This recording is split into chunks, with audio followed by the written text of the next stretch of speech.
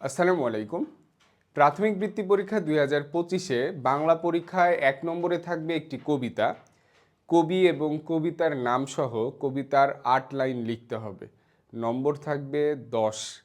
কবির নামের জন্য 1, কবিতার নামের জন্য 1 এবং 8 লাইনের জন্য 8 নম্বর। মোট 10 নম্বর থাকবে।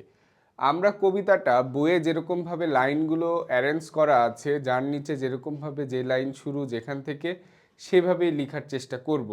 ঠিক আছে, অনেকে আছি একদম সুন্দর করে লাইন বাই লাইন লিখে চলে যায় একদম সোজা করে, সেরকম না। বইয়ে যেভাবে আছে, যে লাইনের নিচে যে লাইন যেভাবে আছে, একটা লাইনের নিচে আরেকটা লাইন যেভাবে আছে যেখান থেকে শুরু সেভাবেই আমরা কবিতাটা লেখার চেষ্টা করব। আসলে কবিতার তো সাজেশান দেওয়া উচিত না, কারণ কবিতা কিন্তু আমরা বই যেদিন প্রথম পাইছি সেদিনই কিন্তু এসে কিন্তু আমরা কবিতাগুলো পড়েছি। আর কবিতা আমাদের সবসময় মুখস্থ থাকেই। কবিতার যে জিনিসটা হলো কবিতা লিখবো কিভাবে, এটা হলো মেন জিনিস। ঠিক আছে, এবং দাড়ি কমা বা জ্যোতি বা ছেদ চিহ্ন যেগুলো আছে সেগুলো যেন খুব সুন্দর করে দেওয়া হয়, বইয়ের মতো করেই হুবহু।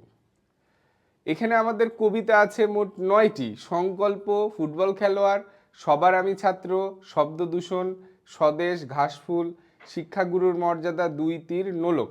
এই 9টা কবিতার মধ্যে এই 5টা গুরুত্বপূর্ণ। এই 5টা কি বাবা? গুরুত্বপূর্ণ 9টা কবিতার মধ্যে। আর এখান থেকে আমার কাছে মনে হয় সংকল্প, শিক্ষাগুরুর মর্যাদা, সংকল্প, শিক্ষাগুরুর মর্যাদা, সবার আমি ছাত্র, এগুলো বেশি ইম্পর্টেন্ট।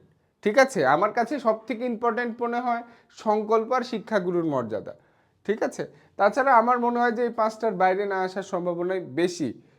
এটা তো সাজেশন ওইভাবে দেওয়া ঠিক না বা সাজেশন হয় না, তারপরেও তোমাদেরকে বললাম তোমরা এগুলো একটু ভালো করে প্র্যাকটিস করো এবং অবশ্যই কোন লাইনের নিচে কোন লাইন কিভাবে আছে সেটা ঠিক রাখো, তাইলে দেখবা সম্পূর্ণ নম্বর পেয়ে যাবা। ঠিক আছে।